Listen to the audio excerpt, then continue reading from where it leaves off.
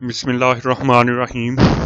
داستان ایمان فروشوں کی سلسلے کی نئی ویڈیو پیش خدمت ہے۔ یہ تاریخی ویڈیو عام جو پہلے ویڈیو بنی ہے ان سے تھوڑی سی لمبی ہوگی۔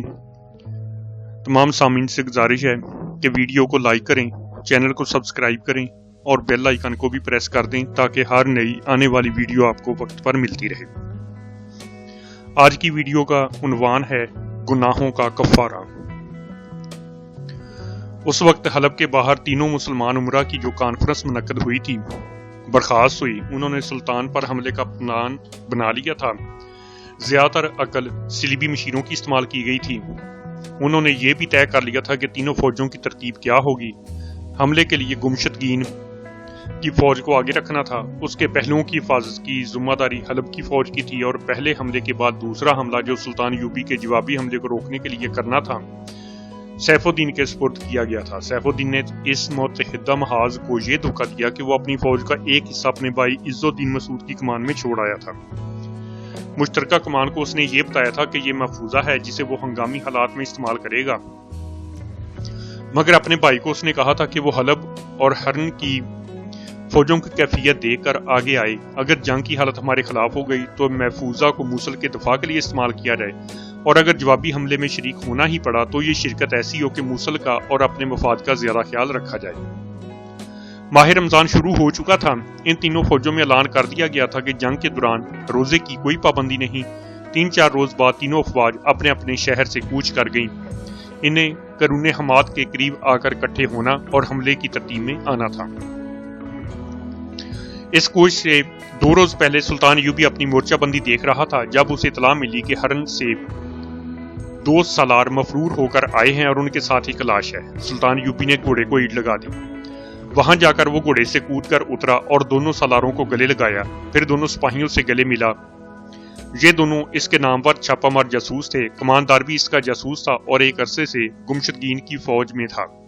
سلطان ایوبی نے لاش کے گالوں کا بوسہ لیا اور حکم دیا کہ لاش دمشق بھیج دی جائے اور شہیدوں کے قبرستان میں دفن کی جائے۔ آپ یہاں بیٹھے کیا سوچ رہے ہیں؟ سالار شمس الدین نے اپنی بپتا سنانے سے پہلے جنگی باتیں شروع کر دی۔ میں کمک کا انتظار کر رہا ہوں۔ سلطان ایوبی نے کہا، گزشتہ رات اطلاع ملی ہے کہ کمک آج رات پہنچ جائے گی۔ اسے قاہرہ سے آنا تھا، اس لیے اتنے دن لگ گئے ہیں۔ سلطان ایوبی نے دونوں بھائیوں کو تفصیل سے بتایا کہ اس کی نفری کتنی ہے اور اس نے کس طرح ڈپلائی کر رکھا ہے۔ اسی وقت سلطان ایوبی نے اپنے تمام دستوں کے کمانڈروں کو بلایا اور شمس الدین اور شاد بخت سے ملایا۔ پرانے افسر دونوں کو جانتے تھے۔ سلطان ایوبی نے دونوں سے کہا کہ وہ اس کے کمانڈروں کو بتائیں کہ جو افواج حملہ کرنے آ رہی ہے ان کی جنگی اہلیت کیسی اور جذباتی کیفیت کیا ہے۔ انہوں نے بتایا کہ فوج بہرحال فوج ہوتی ہے، دشمن کو اناڑی اور کمزور سمجھنا ایک جنگی لغزش تصور کی جاتی ہے۔ یہ نہ بھولیں کہ مسلمان افواج ہیں جن کے سپاہی پیٹھ دکھانے کے عادی نہیں۔ سپاہیوں میں عسکری روح موجود ہے، وہ پورے جوش و خروش سے لڑیں گے۔ ان کے ذہنوں میں یہ ڈالا گیا ہے کہ آپ لوگ درندے، وحشی اور عورتوں کے شکاری ہیں، اور سلطان صلاح الدین اپنی سلطنت کو وسعت دینے آیا ہے۔ صلیبیوں نے ان کے دلوں میں آپ کے خلاف نفرت بھر رکھی ہے۔ سالاروں نے بتایا کہ جہاں تک ان کی قیادت کا تعلق ہے وہ قابل تعریف نہیں۔ ان میں کوئی بھی سلطان ایوبی نہیں۔ سیف الدین اور گمشدگین اپنے ذاتی مفاد کے لیے لڑنے آ رہے ہیں۔ دونوں اپنے حرم اور شراب کے مٹکے ساتھ لائیں گے۔ ہماری جگہ گمشدگین اپنی فوج کی کمان خود کرے گا۔ یہ قیادت فوج کو طریقے سے لڑا نہیں سکے گی، پھر بھی آپ کو محتاط ہو کر لڑنا پڑے گا۔ وہ آپ کو ان پہاڑیوں میں محاصرے میں لینا چاہتے ہیں۔ تینوں فوجوں کی کمان مشترک ہو گئی ہے لیکن وہ دل سے متحد نہیں۔ یہ باتیں ہو ہی رہی تھی کہ خطیب ابن المخدوم، سائقہ، قید خانے کا عہدیدار اور ایک جاسوس پہنچ گئے۔ وہ راستہ بھول گئے تھے اس لیے دیر سے پہنچے۔ سلطان ایوبی کو معلوم تھا کہ خطیب اس کا حامی ہے اور وہ موصل میں اس کے جاسوسوں کی رہنمائی اور نگرانی کرتا رہا ہے۔ سلطان ایوبی نے اسے بھی اجلاس میں شامل کر لیا اور اسے کہا کہ وہ موصل کی فوج کے متعلق کچھ بتائے۔ وہ امیر اپنی فوج کو کس طرح لڑائے گا جو شراب اور عورت کا رسیہ ہو اور قرآن سے فال نکال کر فیصلے کرتا ہو؟ خطیب نے کہا، جس کے سینے میں ایمان ہی نہیں وہ میدانی جنگ میں زیادہ دیر نہیں ٹھہر سکتا۔ اس نے مجھ سے کہا کہ میں قرآن سے فال نکال کر بتاؤں کہ سلطان ایوبی کے خلاف جنگ میں اسے فتح ہوگی یا شکست۔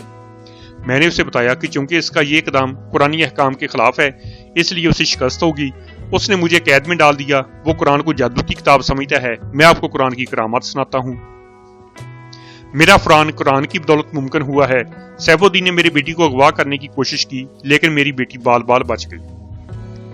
میں اب سب کو یہ مزدہ سناتا ہوں کہ اگر آپ قرآنی احکام کے پابند رہیں اور جنگ کو قومی اور مذہبی سطح پر رہنے دیں تو فتح آپ کی ہوگی۔ یہ جنگ کا مذہبی پہلو ہے۔ فنی پہلو کے متعلق میں یہ مشورہ دوں گا کہ چھاپا ماروں کو زیادہ استعمال کریں۔ آپ کا تو طریقہ ہی یہی ہے، لیکن ان مسلمان بھائیوں کے خلاف یہ طریقہ زیادہ استعمال کریں، انہیں راتوں کو بھی چین نہ لینے دیں۔ خطیب کو جس عہدیدار نے فرار کرایا تھا وہ بھی ساتھ تھا۔ اس کی درخواست پر اسے فوج میں شامل کر لیا گیا اور خطیب کو اس کی بیٹی سائقہ کے ساتھ دمشق بھیج دیا گیا۔ سالار شمس الدین اور سالار شاد بخت کو سلطان ایوبی نے اپنے ساتھ رکھا۔ حلب، ہرن اور موصل کی افواج کوچ کرتی آ رہی تھی۔ ادھر سلطان ایوبی کے لیے مصر سے جو کمک آ رہی تھی وہ قریب آ گئی تھی۔ تاریخ یہ دیکھ رہی تھی کہ سلطان ایوبی تک دشمن کی فوج پہلے پہنچتی ہے یا کمک۔ وہ بہت پریشان تھا، وہ محاصرے سے ڈرتا تھا۔ کمک کے بغیر محاصرہ توڑنا آسان نہیں تھا۔ اس نے دماغی قوت کا آخری ذرہ بھی اس مسئلے پر صرف کر ڈالا کہ وہ محاصرے میں آ گیا تو اتنی تھوڑی نفری سے محاصرہ کس طرح توڑے گا۔ وہ اس قدر پریشان ہو گیا کہ اس نے اپنی اعلیٰ کمان کے سالاروں سے بھی اس کا اظہار کر دیا۔ اس نے کہا، چھاپا مار دستوں کو مکمل طور پر اپنے قابو میں اور اپنی نظر میں رکھنا۔ کمک کا کچھ پتہ نہیں، محاصرے کا خطرہ ہے، محاصرہ صرف چھاپا مار ہی توڑ سکیں گے۔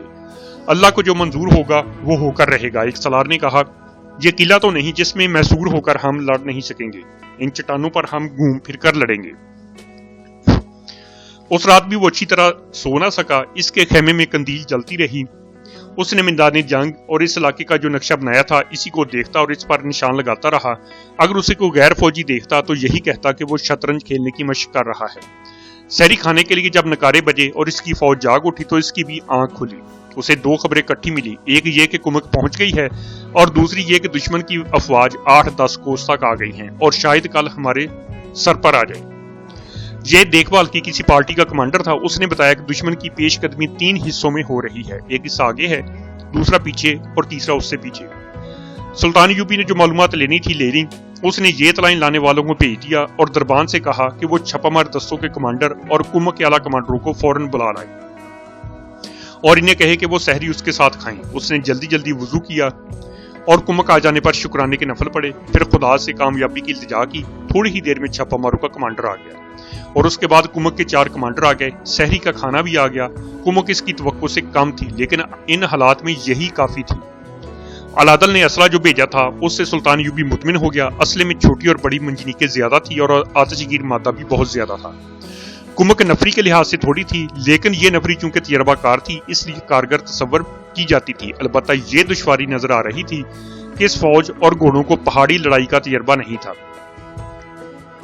اتنے میں انٹیلیجنس کا سربراہ حسن بن عبداللہ بھی آ گیا۔ اس نے بتایا کہ حلب سے اپنا ایک جاسوس آیا ہے جس نے یہ معلومات دی ہیں کہ صلیبیوں نے اس مشترکہ لشکر کو تیروں اور کمانوں کا ذخیرہ، آتش گیر مادے کے مٹکے اور 500 گھوڑے بھیجے ہیں۔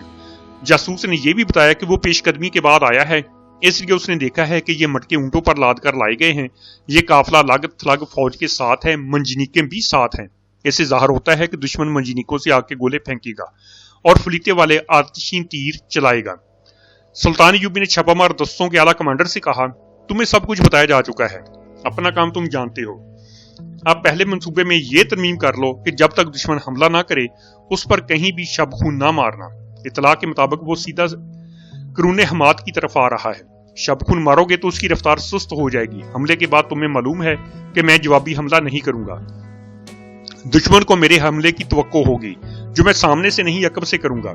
تمہارا کام اس وقت شروع ہوگا جب دشمن عقب کے حملے سے گھبرا کر ادھر ادھر نکلنے کی کوشش کرے گا۔ ان پہاڑوں میں سے دشمن کا ایک بھی سپاہی نکل کر نہ جائے۔ زیادہ سے زیادہ قیدی پکڑو، وہ مسلمان سپاہی ہیں۔ تمہاری قید میں آئیں گے تو حق اور باطل کو سمجھ جائیں گے، یہی میری منشا ہے۔ ہمارے مقابلے میں آ کر ہمارے تیروں سے اور ہماری تلواروں سے جو مرتا ہے اسے مرنے سے میں روک نہیں سکتا۔ تمہارے سامنے یہ اطلاع ہے کہ دشمن آتش گیر مادے کے مٹکے لا رہا ہے۔ ہونا تو یہ چاہیے کہ یہ صحیح حالت ہمارے قبضے میں آ جائیں، لیکن ان سے تم ایک فائدہ اٹھا سکتے ہو۔ اپنے کسی دستے کے 10-12 منتخب چھاپا ماروں کو یہ کام سونپو کہ وہ حملے کے دوران شب خون مار کر ان مٹکوں کو توڑ دے اور آگ لگا دے۔ دن کے وقت وہ دیکھ لے کہ مٹکوں کا قافلہ کہاں ہے۔ سب سے زیادہ ضروری بات یہ ہے کہ دشمن ابھی ندی تک نہیں پہنچا۔ گھوڑوں کو پانی پلا لو اور مشکیزیں بھر لو۔ موسم سرد ہے اور یہ صحرا نہیں، پیاس سے کوئی مرے گا نہیں۔ پھر بھی یہ جنگ ہے اور پیاس پریشان کرے گی۔ اسے رخصت کر کے اس نے کمک کے کمانڈروں سے کہا، تم لوگ صرف یہ ذہن میں رکھنا کہ یہ مصر کا صحرا نہیں، پہاڑی علاقہ ہے اور ٹھنڈ ہے۔ دھوپ نکلے گی اور بھاگو دوڑو گے تو گرمی آ جائے گی۔ یہاں تمہیں ضرب لگاؤ اور کسی اور طرف نکل جاؤ گا، موقع ضرور ملے گا۔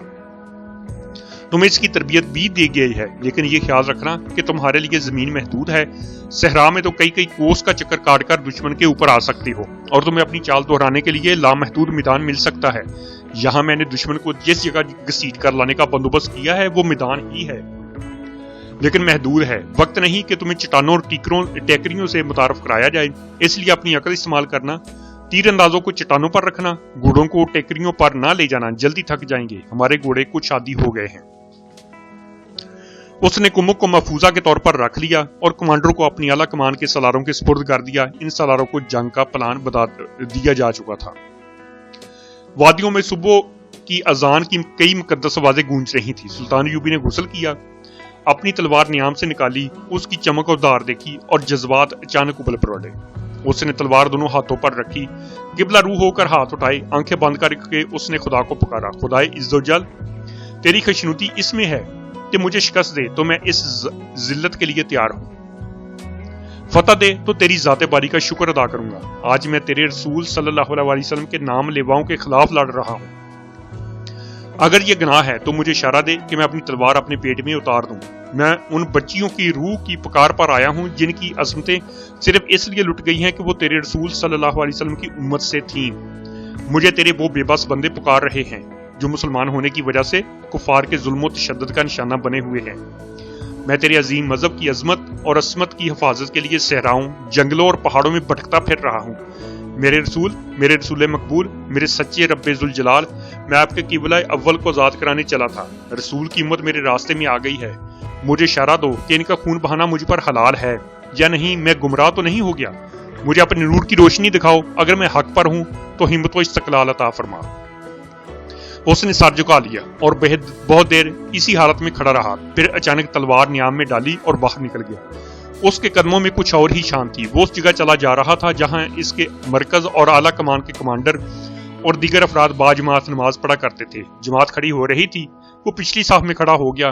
اس کے ایک طرف اس کا باورچی اور دوسری طرف اس کے کسی کماندار کا اردلی کھڑا تھا۔ نماز سے فارغ ہو کر سلطان ایوبی قرون حماد کی طرف روانہ ہو گیا۔ راستے میں اسے باری باری 4 قاصد ملے اور زبانی پیغام دیے۔ یہ دیکھ بھال کی پارٹیوں کے قاصد تھے جو ہرن، حلب اور موصل کی مشترکہ فوجوں کی نقل و حرکت اور سرگرمیوں کی خبریں لائے تھے۔ یہ سلسلہ دن رات چلتا رہتا تھا۔ سلطان ایوبی نے قاصدوں کو رخصت کر دیا۔ اس کے ساتھ سالار شمس الدین تھا، اس کے بھائی سالار شادبخت کو اس نے کسی اور طرف متعین کر دیا تھا۔ دشمن کے متعلق جو خبریں مل رہی ہیں ان کے متعلق آپ کا کیا خیال ہے؟ شمس الدین نے پوچھا، کیا ہم اتنی تھوڑی فوج سے اتنے بڑے لشکر کا مقابلہ کر سکیں گے؟ میرے لیے یہ کوئی مسئلہ نہیں کہ دشمن کتنا لشکر لایا ہے اور میرے پاس کیا ہے۔ سلطان صلاح الدین ایوبی نے جواب دیا، میں پریشان اس پر ہوں کہ دشمن حملہ کیوں نہیں کرتا۔ میرے ان مسلمان بھائیوں کے پاس سلیبی جاسوس ہیں، کیا سلیبی اتنے اناڑی ہو گئے ہیں کہ انہیں یہ بھی معلوم نہیں ہو سکا کہ مصر سے میری کمک آ رہی ہے اور میں کمک کے بغیر لڑ نہیں سکتا۔ اگر دشمن سرگرم ہوتا تو میرے تمام مسئلے حل ہو جاتے۔ دشمن کا یوں آ کے بیٹھ جانا اور مجھے اتنا وقت دے دینا کہ میں کمک حاصل کر لوں، اسے ٹھکانے بھی لگا لوں، تمام طرف فوج کے گھوڑوں کو پانی پلا کر پانی کا ذخیرہ بھی کر لوں، میرے لیے پریشان کن ہے۔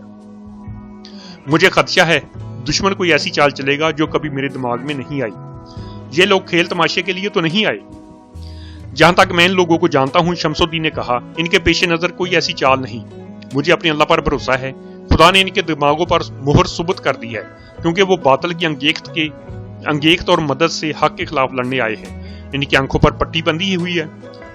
میں کسی گہری اور خطرناک چال کا خدشہ محسوس نہیں کر رہا۔ شمس بھائی، سلطان ایوبی نے کہا، مجھے بھی اللہ پر ہی بھروسہ ہے، لیکن میں جذبات اور فلسفے کی بجائے حقیقت کو دیکھا کرتا ہوں۔ حق پر باطل نے بھی کئی بار فتح پائی ہے، کیونکہ حق والے اللہ کے بھروسے سے ہاتھ پر ہاتھ در کے بیٹھ گئے تھے۔ حق خون اور جان کی قربانی مانگتا ہے۔ اگر ہم یہ قربانی دینے کے لیے تیار ہیں تو حق کی فتح ہوگی۔ باطل میں جو قوت ہے، اس کا مقابلہ ہمیں میدان میں کرنا ہے۔ ہمیں حقائق پر نظر رکھنی ہے، اپنی پوری صلاحیتیں اور جسم کی تمام تر طاقت استعمال کرنی ہے۔ اس کے بعد کے نتائج اللہ پر چھوڑ دو، اپنے آپ کو خوش فہمیوں میں مبتلا نہ کرو۔ وہ گھوڑے سے اترا۔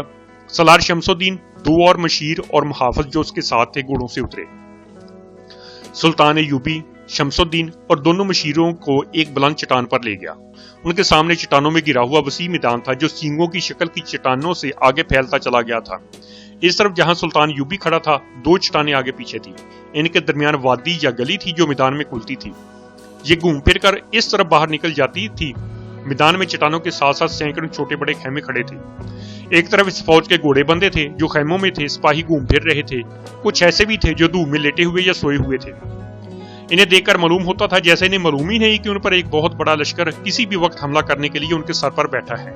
اگر وہ جنگی تیاری میں ہوتے تو ان کے خیمے کھڑے رہنے کی بجائے لپٹے ہوئے کہیں اور رکھے ہوئے ہوتے اور ان کے گھوڑوں پر زینے کسی ہوئی ہوتی۔ ان دستوں کے سالاروں اور کمانڈروں کو میں نے جو ہدایات دی ہیں وہ تم تینوں ایک بار پھر سن لو۔ سلطان ایوبی نے کہا، ہو سکتا ہے میں تم سے پہلے مارا جاؤں اور جنگ شروع ہوتے ہی مارا جاؤں، میرے بعد میدان کی ذمہ داریاں تم سنبھالو گے۔ میں نے انہیں بتایا ہے کہ خیمے لگے رہنے دو، گھوڑے زینوں کے بغیر بندے رہنے دو، فراغت کی حالت میں گھومو پھرو اور ادھر ادھر بیٹھے اور لیٹے رہو، لیکن خیموں میں اپنے ہتھیار اور گھوڑوں کی زینے تیار رکھو۔ دشمن کے جاسوس تمہیں دیکھ رہے ہیں، انہیں یہ تاثر دو کہ تمہیں دشمن کی کچھ خبر نہیں۔ جب دشمن کا لشکر آئے تو گھبراہٹ کا مظاہرہ کرو، ہتھیار اٹھا لو، خیمے پھر بھی کھڑے رہنے دینا، آگے بڑھ کر مقابلہ نہ کرنا۔ دشمن اوپر چڑھ آئے تو لڑتے ہوئے اتنی تیزی سے پیچھے ہٹنا کہ دشمن کے حملہ آور دستے تمہارے ساتھ ہی ان چٹانوں کے گھیرے میں آ جائے، دشمن کو پسپائی کا تاثر دو۔ سلطان ایوبی نے دو متوازی چٹانوں کے درمیان گلی کی طرف اشارہ کر کے کہا، میں نے ان دستوں کو بتا دیا ہے کہ اس گلی میں آ کر پیچھے کو نکل جائیں، انہیں جہاں اکٹھا ہونا ہے وہ جگہ بھی انہیں بتا دی ہے۔ اس نے وہ جگہ اپنے رفیقوں کو بتا کر کہا، ان دستوں کو دشمن کے حق میں جانا ہوگا، ان چٹانوں پر میں نے دشمن کے استقبال کا جو بندوبست کر رکھا ہے وہ تمہیں معلوم ہے۔ یاد رکھو میرے دوستو، ہمیں یہاں کوئی علاقہ اور کوئی قلعہ فتح نہیں کرنا، ہمیں دشمن کو بے بس اور بیکار کرنا ہے تاکہ وہ ہمارے راستے سے ہٹ جائے۔ مجھے اپنے مسلمان بھائیوں کو دشمن کہتے ہوئے شرم آتی ہے، مگر حالات کا تقاضا یہی ہے، میں انہیں ہلاک نہیں کرنا چاہتا۔ میں نے احکام جاری کر دیے ہیں کہ زیادہ سے زیادہ افراد کو زندہ پکڑو اور جنگی قیدی بناؤ۔ میں انہیں تلوار سے زیر کر کے اخلاق سے ذہن نشین کراؤں گا کہ تم مسلمان سپاہی ہو اور تمہارے بادشاہ تمہارے مذہب کے دشمن کے ہاتھوں میں کھیل رہے ہیں۔ کسی قوم کو مارنا ہو تو اس میں خانہ جنگی کرا دو۔ سالار شمس الدین نے کہا، صلیبیوں نے کامیابی سے یہ حربہ استعمال کیا ہے۔ مسلمان قوم کی مثال بارود کی سی ہے۔ سلطان ایوبی نے کہا، یہ قوم جذباتی ہوتی چلی جا رہی ہے۔ بارود کے اس ڈھیر میں کہیں سے بھی چنگاری آن گرے یہ دھماکے سے پھٹ جاتا ہے۔ یہ چنگاری مسجد کے امام سے ملے یا عیش پرست حکمران سے، یا دشمن ہمارے ہی بھائیوں کے ہاتھوں یہ چنگاری پھینکے۔ جذبات بارود کی طرح پھٹتے ہیں، اگر قوم کی یہ کمزوری جڑ پکڑ گئی تو قوم کا اللہ ہی حافظ ہے۔ قوم اگر زندہ رہی تو کفار اسے دڑوں میں تقسیم کر کے لڑاتے رہیں گے اور قوم کے سربراہ حکمرانی کے نشے اور لالچ میں آپس میں لڑتے رہیں گے۔ یہ جو تین فوجیں اپنے ہی قوم کے خلاف یلغار کر کے آئی ہیں، ان کے سربراہ اکٹھے ہوتے ہوئے بھی ایک دوسرے کے دشمن ہیں۔ وہ ایک دوسرے کو دھوکہ فریب دے کر سلطنت اسلامیہ کے بادشاہ بننا چاہتے ہیں۔ میں ان لوگوں کے دماغوں سے بادشاہی کا کیڑا نکال کر قوم کو راہ راست پر لانے کی فکر میں ہوں۔ میرے پیش نظر اسلام کا تحفظ اور فروغ ہے۔ قرون حماد سے تھوڑی ہی دور ہرن کا قلعہ دار گمشدگین، جس نے خود مختاری کا اعلان کر دیا تھا، اپنے سالاروں اور چھوٹے بڑے کمانڈروں کو اکٹھا کر کے کہہ رہا تھا، صلاح الدین ایوبی صلیبیوں کو شکست دے سکتا ہے۔ وہ جب تمہارے سامنے آئے گا تو لومڑی کی ساری چالیں بھول جائے گا۔ وہ ہم میں سے نہیں، وہ کرد ہے۔ تم پکے مسلمان ہو، دیندار اور پرہیزگار ہو۔ وہ صرف نام کا مسلمان ہے، مکار اور عیار ہے۔ وہ یہاں اپنی سلطنت قائم کر کے اس کا بادشاہ بننے کی کوشش میں ہے۔ میں تمہیں اس کی جنگی کیفیت بھی بتا دیتا ہوں۔ اس کے پاس فوج بہت تھوڑی ہے اور وہ پہاڑیوں میں گرا بیٹھا ہے۔ تھوڑی ہی دیر پہلے جاسوسوں نے مجھے اطلاع دی ہے کہ اس کی فوج خیموں میں آرام کر رہی ہے اور اس کے گھوڑے بھی تیاری کی حالت میں نہیں۔ اس کی وجوہات دو ہو سکتی ہیں، ایک یہ کہ اسے یقین ہے کہ ہم شکست نہیں دے سکتے، دوسری یہ کہ اسے یہ خوش فہمی بھی ہو سکتی ہے کہ ہم اس پر حملہ نہیں کریں گے۔ وہ شاید صلح کے لیے ہمارے پاس ایلچی بھی بھیجے گا۔ اگر ہم اس کے ساتھ کوئی صلح یا سمجھوتا نہیں کریں گے، وہ اب ہمارا قیدی ہے۔ اگر زندہ ہمارے ہاتھ نہ آیا تو میں تمہیں اس کی لاش دکھاؤں گا۔ اپنے سپاہیوں سے کہہ دو کہ صلاح الدین ایوبی امام مہدی یا پیغمبر نہیں اور اس کی فوج میں کوئی جن بھوت نہیں۔ ہم اس کی فوج کو بے خبری میں جا پکڑیں گے۔ اپنے سامعین کو اشتعال دلا کر اور ان کا حوصلہ بڑھا کر اس نے انہیں رخصت کر دیا اور اپنے ان خیموں میں چلا گیا جنہوں نے جنگل میں منگل بنا رکھا تھا۔ اس کا اپنا خیمہ بہت بڑا تھا، جس کے اندر قالین بچھے ہوئے تھے اور بیش قیمت پلنگ تھا، شراب کی سرائی اور نہایت دلکش پیالے رکھے تھے۔ اندر سے خیمہ کسی محل کا कमरा मालूम होता था और इसके इर्द गिर्द कई और खेमे थे जो फौजी खेमों से मुख्तलिफ और खूबसूरत थे। इनमें हरम की लड़कियां और नाचने गाने वालियां रहती थी। खेमों से दूर दूर पहरादार खड़े थे। गुमशुदगीन के आदमी के बाहर 9 आदमी उसके इंतजार में खड़े थे। उन्हें देखकर गुमशुदगीन तेज चल पड़ा और करीब जाकर उन्हें अंदर चलने को कहा। अंदर जाते ही लड़कियों की एक कतार हाथों में तिश्तरियां उठाए खेमे में दाखिल हुई। खाना चुन दिया गया और शराब की सराहियां भी आ गई। गुमशुदगीन ने इन 9 आदमियों के साथ खाने पर बैठ गया। ये 9 आदमी खाने पर टूट पड़े। उन्होंने भुने हुए गोश्त के बड़े बड़े टुकड़े हाथों में लेकर मुर्दार खुर दरिंदों की तरह खाने शुरू कर दिए। साथ साथ वो शराब पानी की तरह पी रहे थे। उनकी आंखें लाल सुर्ख थी जिनसे वो वहशी और खूनखार लगते थे। 3-4 खूबसूरत लड़कियां उनके प्याले शराब से भरती जा रही थी और ये वहशी कभी किसी लड़की के बिखरे हुए बालों पर हाथ फेरते, कभी उनके उड़ियां बाजुओं को पकड़कर इन पर अपने गाल रगड़ते। खाना और छेड़खानी चलती रही। गुमशुदगीन उनकी हरकतें और खाने का अंदाज देखकर मुस्कुराता रहा, मगर उसकी मुस्कुराहट बताती थी कि वो जबरदस्ती मुस्कुरा रहा है और उसे ये लोग बिल्कुल पसंद नहीं। खाने पीने से फारग होकर गुमशुदगीन ने लड़कियों को बाहर भेज दिया और इन 9 आदमियों के साथ कुछ देर गपशप लगाकर कहा, अब वक्त आ गया है कि मैं तुम्हें सलाहुद्दीन की तरफ रुखसत कर दूं। अब के वार खाली नहीं जाना चाहिए। अगर आप हमें रोक न लेते तो अब तक आप ये खुशखबरी सुन चुके होते कि सलाहुद्दीन यूबी कत्ल हो गया है। और कातिल मालूम नहीं कौन थे? एक आदमी ने कहा। ये हसन बिन सबा के वही 9 फिदाई थे जिन्हें उनके मुर्शद शेख सन्नान ने त्रिपोली से सुल्तान यूबी के कत्ल के लिए भेजा था।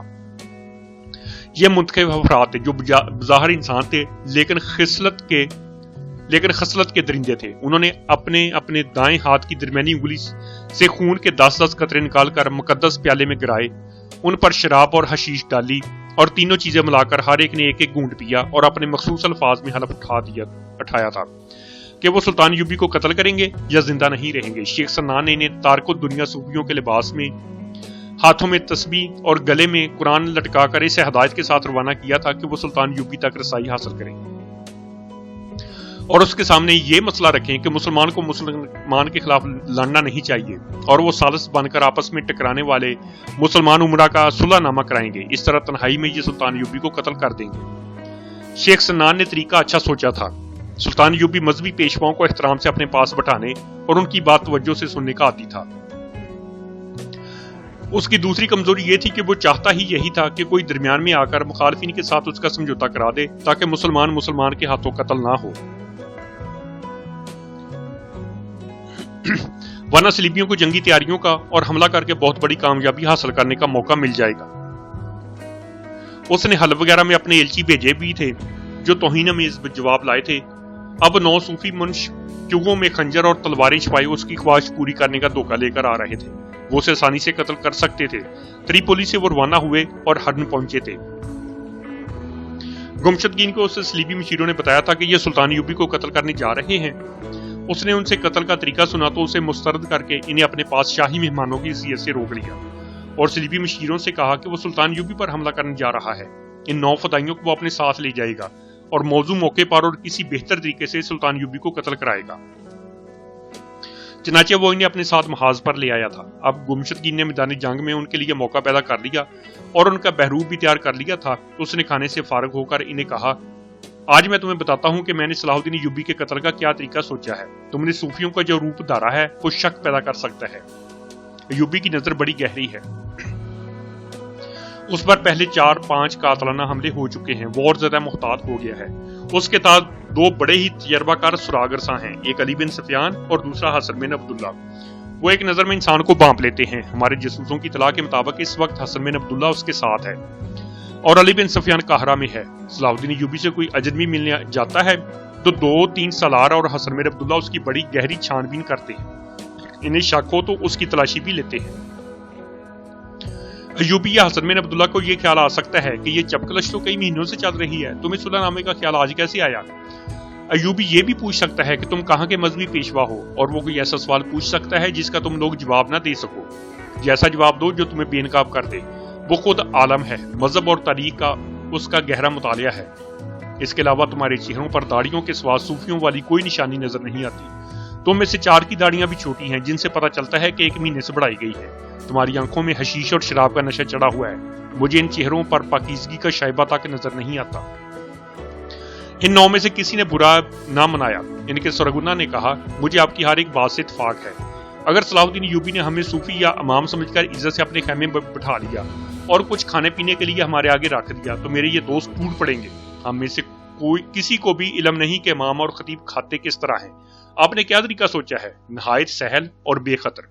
गुमशदगीन ने कहा, मैं तुम्हें सलाहुद्दीन अय्यूबी के रजाकार महाफिज बनाकर करून हमाद भेज रहा हूँ। उसके महाफिज गहरी छानबीन के बाद मुंतखब किए जाते हैं। उनके खानदानों की भी जांच पड़ताल होती है, इसलिए यह नामुमकिन है कि तुम जाते ही उसके महाफिज दस्ते में शामिल हो जाओगे। मैंने एक तरीका सोचा है जो मुझे उम्मीद है कामयाब होगा। जासूसों ने बताया है कि दमिश्क के लोगों में हमारे खिलाफ और सलाहुद्दीन अय्यूबी के हक में इतना जोश और खरोश और जज्बा पाया जाता है कि वो रजाकाराना तौर पर महाज पर आ रहे हैं। वहां जिसे देखो तीरजनी और तीरंदाजी की मशक कर रहा है। मुझे मालूम हुआ है कि यूपीए ने रजाकारों को बाकायदा फौज में तो नहीं रखता, दूसरे कामों के लिए रख लेता है। मैं इस फजा से फायदा उठा रहा हूँ। उसने अलग रखा हुआ लकड़ी का एक बक्स खोला, इसमें कपड़े थे। उसने फदाइयों से कहा, तुम सब ये लिबास पहनकर सलाहुद्दीन अय्यूबी के पास जाओगे। ये उसके महाफिज दस्ते का मखसूस लिबास है। तुम में से एक आदमी का हाथ में अय्यूबी का झंडा होगा, बाकी 8 की बर्शियों के साथ उसकी फौज की झंडियां होगी। तुम सीधे अय्यूबी के पास जाओगे, तुम्हें रोक लिया जाएगा, उस तक नहीं पहुंचने दिया जाएगा। तुम जोश और जज्बात से कहना कि हम रजाकार हैं और दमिश्क से सुल्तान सलाहुद्दीन अय्यूबी की हिफाजत के लिए आए हैं। यह भी कहना कि हमने बड़ी मोहब्बत से महाफिज दस्ते का लिबास सलवाया और दिल में सुल्तान की अकीदत लेकर आए हैं। हमें सुल्तान के इर्द गिर्द पहरे पर लगाया जाए या हमें जांबाज दस्ते में शामिल किया जाए, हम वापस नहीं जाएंगे। तुम्हें सलाहुद्दीन अय्यूबी तक जाने नहीं देंगे। तुम जिद करना और कहना कि हम इतनी दूर से अकीदत और जज्बात से आए हैं, हम सुल्तान से मिले बगैर वापस नहीं जाएंगे। मैं तुम्हें यकीन दिलाता हूँ कि वो जज्बे की बहुत कदर करता है। तुमसे मिलेगा जरूर। पर्चियां तुम्हारे हाथों में होंगी। अगर वो बाहर हुआ तो घोड़ों से उतरना नहीं, करीब जाकर घोड़ों को ईड़ लगा देना और उसका जिस्म पर्चियों से छलनी करके निकलने की कोशिश करना। तुम सब ने जान की बाजी लगाने का हलफ उठाया है, लेकिन मुझे उम्मीद है तुम सब निकल आओगे। मुझे पूरी तवक्को है कि अपने सुल्तान को जख्मी हालत में देखकर महाफिजों में अफरा तफरी मच जाएगी, पेशतर इसके कि वो समझ पाए कि ये क्या हुआ है। तुम उनके तीरों की जद से निकल आओगे। मैं तुम्हें अरब के उस नस्ल के घोड़े दे रहा हूं जिनके ताका में हवा भी नहीं पहुंच सकती। तरीका बहुत अच्छा है। फदाई कातलों के सरगुना ने कहा, हमारे वो साथी बदबख्त और अनाड़ी और बुजदिल थे जो उसे सोते वक्त भी कत्ल ना कर सके, उसके हाथों मारे गए और जो जिंदा रहे वो पकड़े गए। अब हम जा रहे हैं। अगर उसका सर काट कर ना ला सके तो आपको ये खबर जरूर सुनेंगे कि सुल्तान सलाहुद्दीन अय्यूबी कत्ल हो गया है।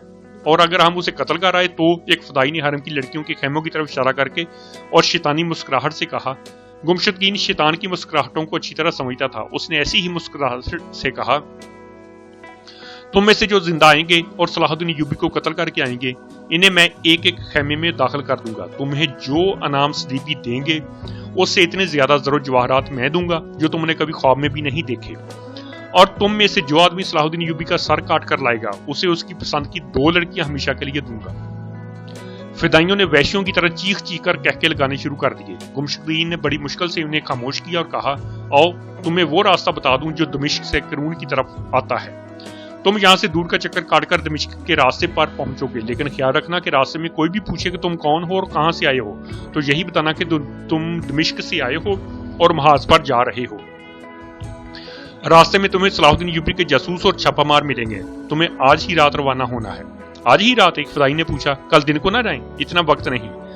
गुमशदगीन ने जवाब दिया, तुम्हारा चक्कर बहुत लंबा है, 2 दिनों बाद मंजिल पर पहुंचोगे।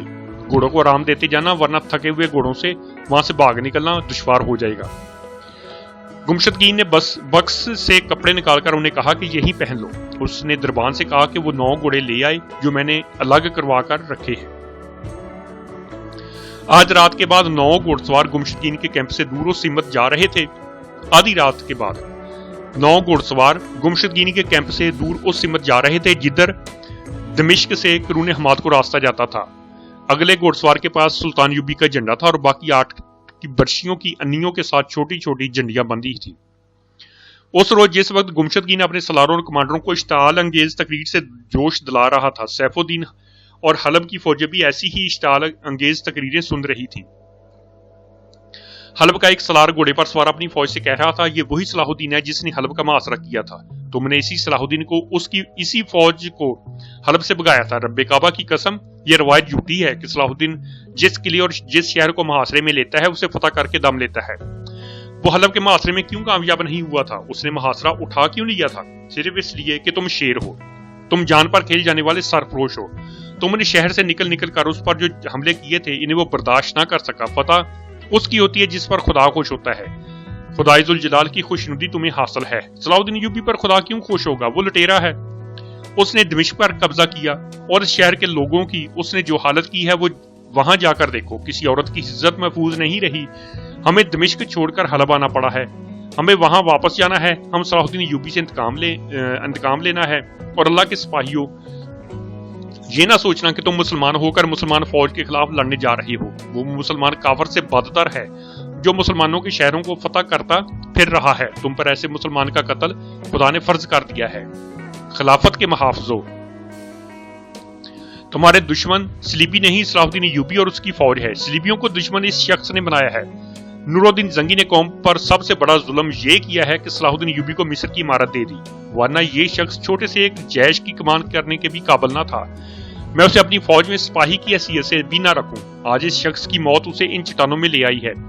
اب اس کے سامنے تمہاری تلواریں، تمہاری برچیاں اور تمہارے گھوڑے ہوں گے، اور اس کے پیچھے چٹانیں اور پہاڑیاں ہوں گی۔ تم اسے اور اس کی فوج کو پیس کر رکھ دو گے۔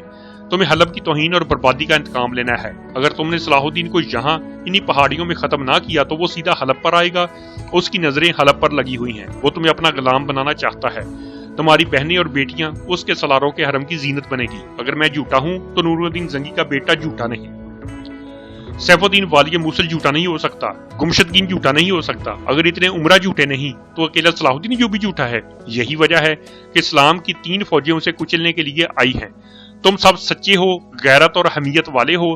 ثابت کر دو کہ غیرت اور حمیت کی خاطر تم اپنے بھائی کا بھی خون بہا سکتے ہو۔ فوج بظاہر خاموشی سے سن رہی تھی، لیکن اس کے اندر اشتعال نے طوفان برپا کر رکھا تھا۔ سالار نے حقائق پر پردہ ڈال کر فوج کے جذبات کو مشتعل کر دیا اور فوج نعرے لگانے لگی، ہم غلام نہیں بنیں گے، صلاح الدین ایوبی زندہ نہیں رہے گا۔ ایک شور تھا جو زمین و آسمان کو ہلا رہا تھا۔ سیف الدین کے کیمپ کی بھی کیفیت جذباتی تھی۔ وہ اپنی فوج کے جذبات کو بھڑکا رہا تھا۔ اس نے سپاہیوں کے لیے یہ سہولت بھی پیدا کرتی تھی کہ دو علماء سے یہ فتویٰ لے لیا تھا کہ میدان جنگ میں روزہ فرض نہیں۔ تمام فوج خوش تھی۔ سیف الدین نے کہا کہ ہم اس وقت حملہ کریں گے جب صلاح الدین ایوبی کی فوج کا دم خم ٹوٹ چکا ہوگا۔ پھر ہماری منزل دمشق ہوگی۔ دمشق میں بے انداز دولت ہے جو تمہاری ہوگی۔ ادھر لشکروں اور فوجوں کی باتیں ہو رہی تھی، ادھر سلطان ایوبی کے کیمپ میں 6-6, 8-8, 10-10 چھاپا ماروں کے حساب سے اسکیمیں بن رہی تھی۔ سلطان ایوبی نے اپنی فوج سے کوئی خطاب نہیں کیا، کوئی جوشیلی تقریر نہیں کی۔ اس کی نظر اس زمین پر تھی جس پر اسے لڑنا تھا۔ اس زمین کے خد و خال سے وہ زیادہ سے زیادہ جنگی فائدہ اٹھانا چاہتا تھا۔ اس نے جو بات بھی کی اپنے سینئر اور جونیئر کمانڈروں سے کی، اور وہ بھی حقیقت کی بات کی۔ کبھی کبھی وہ اس وجہ سے جذباتی ہو جاتا تھا کہ اس کے مسلمان بھائی فلسطین کے راستے میں حائل ہو گئے ہیں اور مسلمان کے ہاتھوں قتل ہوں گے۔ اس کا اس کے پاس کوئی علاج نہیں تھا۔ وہ صلح اور امن کے لیے ایلچی بھیج کر اپنی توہین کرا چکا تھا۔ اب وہ تصادم کے لیے پوری طرح تیار تھا۔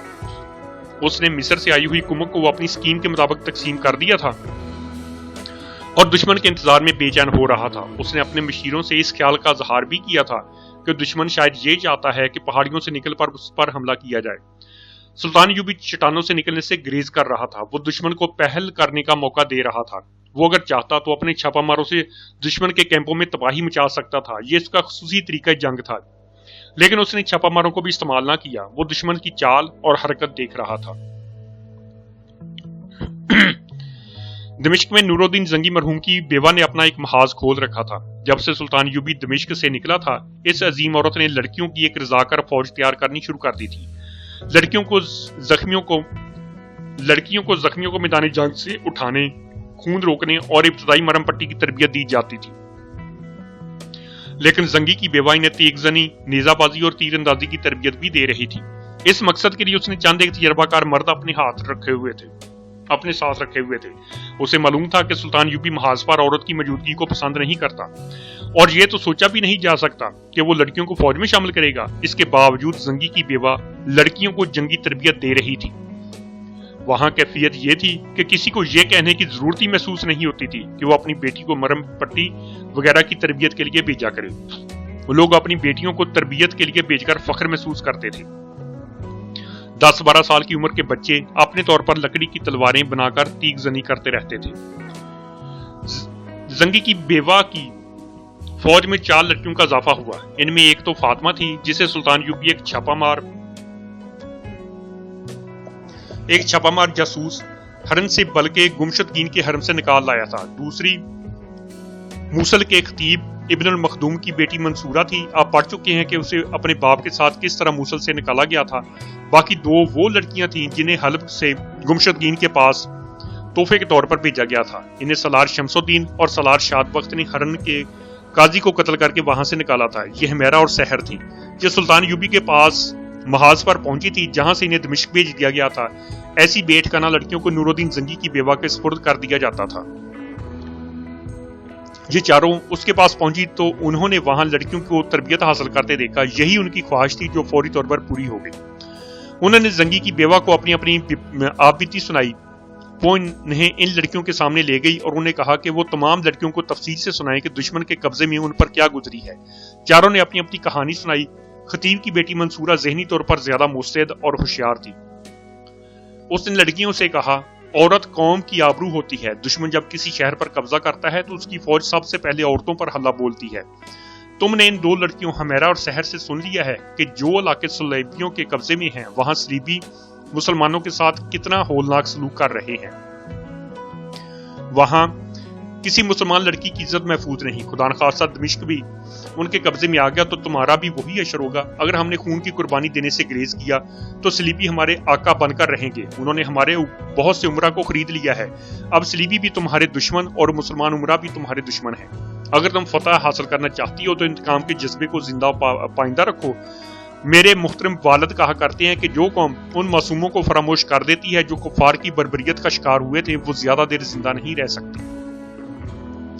میری بہنوں، میں محترم سلطان صلاح الدین یوبی کی مرید ہوں. ان کے نام پر سولی چڑھنے کو تیار ہوں، لیکن مجھے ان کا یہ اصول پسند نہیں کہ عورت محاذ پر نہ جائے. انہوں نے جو سوچا ہے ٹھیک ہی سوچا ہے، لیکن عورت کو کمزور سمجھا جا رہا ہے. نوجوان اور خوبصورت لڑکیوں کو حرموں میں ٹھونس دیا جاتا ہے. ہمیں مرد کی تفریح کا ذریعہ بنا دیا گیا ہے. اس طرح قوم کی آدھی قوت بیکار ہو کر رہ گئی ہے. دشمن لشکر لے کر آتا ہے، اس کے مقابلے میں ہماری فوج آدھی بھی نہیں ہوتی. ہم مردوں کے دوش بدوش لڑیں گے اور فوج کی کمی پوری کریں گی.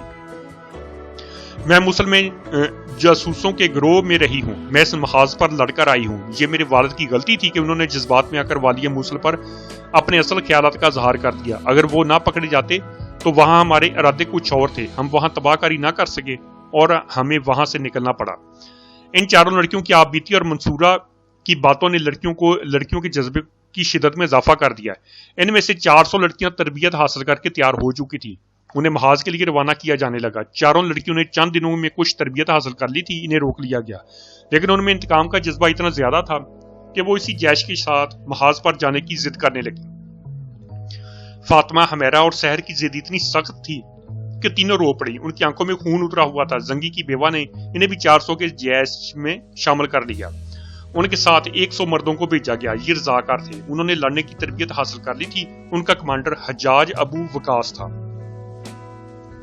نور الدین زنگی کی بیوہ نے حجاج ابو وقاص کو ایک تحریری پیغام دے کر کہا، یہ سلطان صلاح الدین یوبی کو دے دینا. میں نے سب کچھ لکھ دیا ہے. تم انہیں یہ بتانا کہ یہ لڑکیاں زخمیوں کی دیکھ بھال کے لیے تیار کی گئی ہیں. تم ایک بار پھر سن لو. ان لڑکیوں اور رضاکار محافظوں کو اپنے ساتھ رکھنا. سب کو شب خون مارنے کی تربیت دی گئی ہے اور لڑکیاں بھی لڑ سکتی ہیں. زخمیوں کو سنبھالنے کے بہانے تم سب لڑو گے. فوج کے سامنے رکاوٹ نہ بن جانا. جہاں موقع ملے دشمن کو کمزور کرو. میں نے لڑکیوں کو بتا دیا ہے کہ وہ دشمن کے ہاتھ زندہ نہ آئیں. وہ خود کہتی ہیں کہ پکڑے جانے کا خطرہ ہوا تو وہ اپنی تلوار سے اپنے آپ کو ختم کر دیں گے. 400 لڑکیوں اور 100 رضاکار مردوں کا یہ دستہ گھوڑوں پر سوار دمشق سے روانہ ہوا تو سارا شہر امڑ کر باہر آ گیا. لوگوں نے جانے والوں پر پھول برسائے. اس قسم کی سلائیں بلند ہو رہی تھی، واپس نہ آنا، آگے جانا. صلاح الدین یوبی سے کہنا کہ دمشق کی تمام عورتیں آئیں گی، اللہ تمہیں فتح دے گا. اسلام کا کوئی دشمن زندہ نہ رہے. شہر کے بہت سے آدمی گھوڑوں اور اونٹوں پر سوار دور تک اس جیش کے ساتھ گئے. رمضان کا مہینہ تھا. راستے میں ایک رات پڑاؤ کرنا تھا. افطاری کے وقت سے کچھ دیر پہلے یہ قافلہ ایک جگہ رک گیا. لڑکیاں کھانے کی تیاریوں میں مصروف ہو گئیں اور مرد خیمے نصب کرنے لگے۔ اپریل کا مہینہ تھا، راتیں سرد ہو جاتی تھی۔ گھوڑوں کے اس قافلے کے ساتھ اونٹ بھی تھے جن پر خیمے لدے ہوئے تھے، لیکن خیموں میں برچیاں، تلواریں اور تیر و کمان لپٹے ہوئے تھے۔ سورج غروب ہونے سے ذرا پہلے 12 گھوڑ سوار آ گئے۔ یہ سلطان ایوبی کے چھاپا مار تھے جو دمشق سے محاذ پر جانے والے راستے کی حفاظت میں گھوم پھر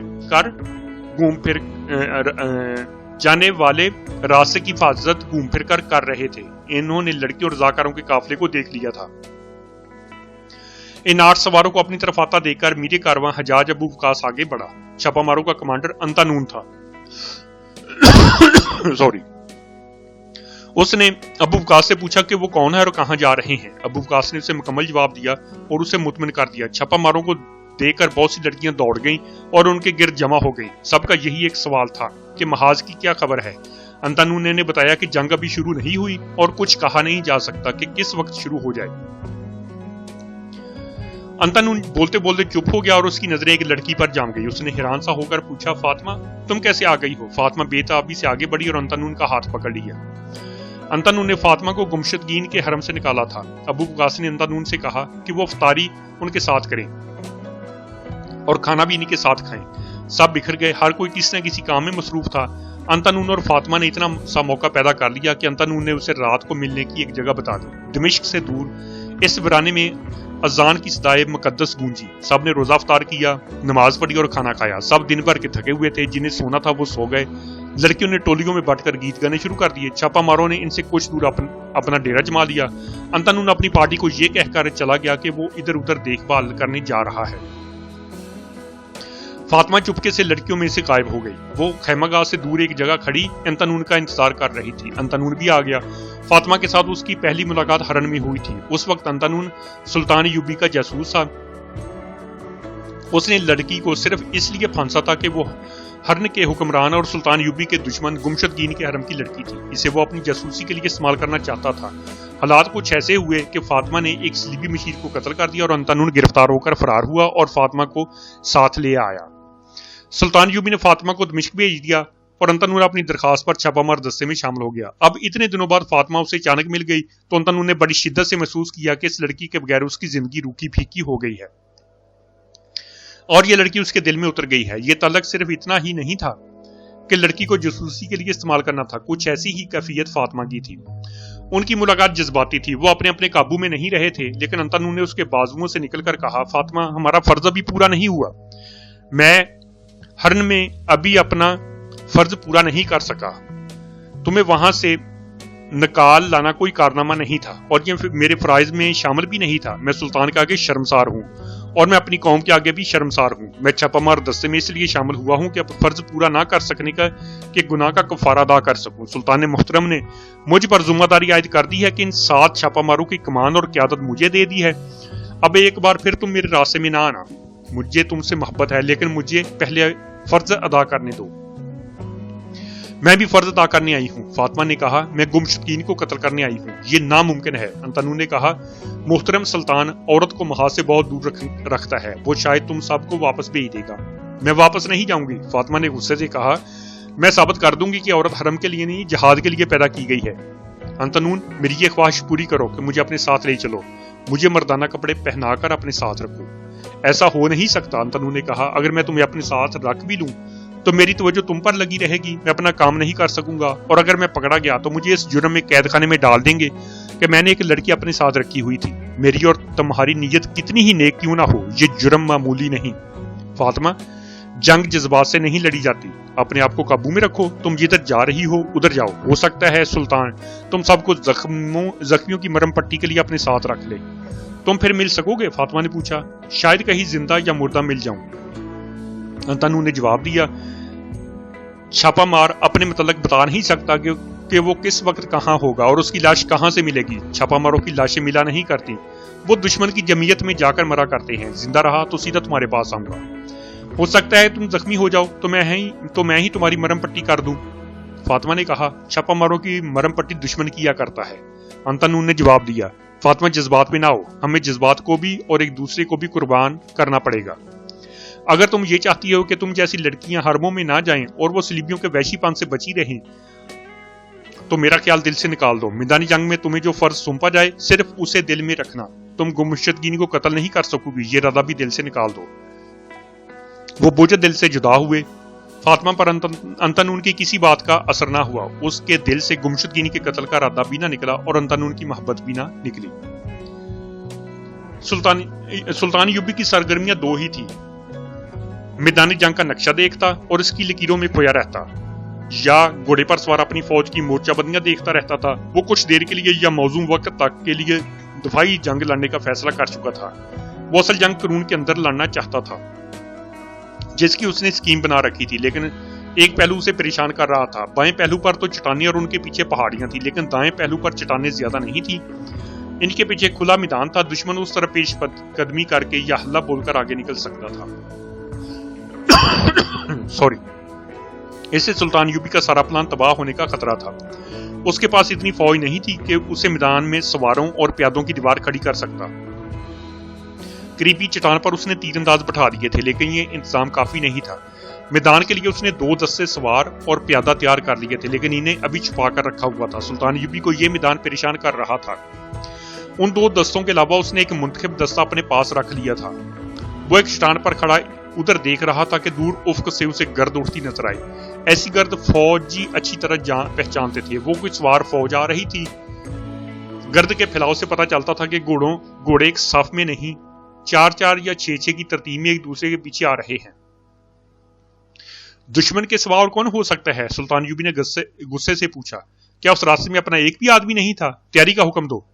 تیاری کے نکارے باز اٹھے. فوج کو جس طرح دفاع کے لیے تیاری کی مشق کرائی گئی تھی وہ اسی طرح تیار ہو گئی. ذرا سی دیر بعد گھوڑے نظر آنے لگے. ان کی چال دشمن والی یا حملے والی نہیں تھی. سلطان ایوبی نے حکم دیا کہ 2-4 سوار دڑاؤ. دیکھو یہ کون لوگ ہیں. سوار دڑا دیے گئے اور جب وہ واپس آئے تو دور سے چلانے لگے، دمشق سے رضا کر آئے ہیں، 7 عورتوں کی فوج ہے. سبحان اللہ. عورتوں کی فوج؟ سلطان ایوبی نے حیران ہو کر پوچھا. عورتوں کی فوج؟ اس نے ذرا توقف سے سکون کی آ لے کر کہا. یہ فوج میری بیوہ بہن نے تیار کر کے بھیجی ہوگی. زنگی مرحوم کی بیوہ ہی یہ کام کر سکتی ہے. سلطان ایوبی نے ہنسنا شروع کر دیا. عینی شاہدوں کا بیان ہے کہ وہ اتنا کبھی نہیں ہنسا تھا. ہنستے ہنستے وہ سنجیدہ ہو گیا اور اپنے پاس کھڑے سالاروں سے کہنے لگا، میری قوم کی بچیاں تمہیں فتح یاب کر کے دم لیں گی. ہم کیوں نہ مر مٹے ان بچیوں کے آبرو پر، لیکن میں انہیں واپس بھیج دوں گا. اگر ایک بھی لڑکی دشمن کے ہاتھ چڑھ گئی تو میں مر کر بھی چین حاصل نہیں کر سکوں گا. اس کے ساتھ ہی یہ آج کی تاریخی ویڈیو اور جذباتی ویڈیو ختم ہوتی ہے. انشاءاللہ جلد ہی دوبارہ نئی ویڈیو کے ساتھ حاضر ہوں گے. اللہ حافظ.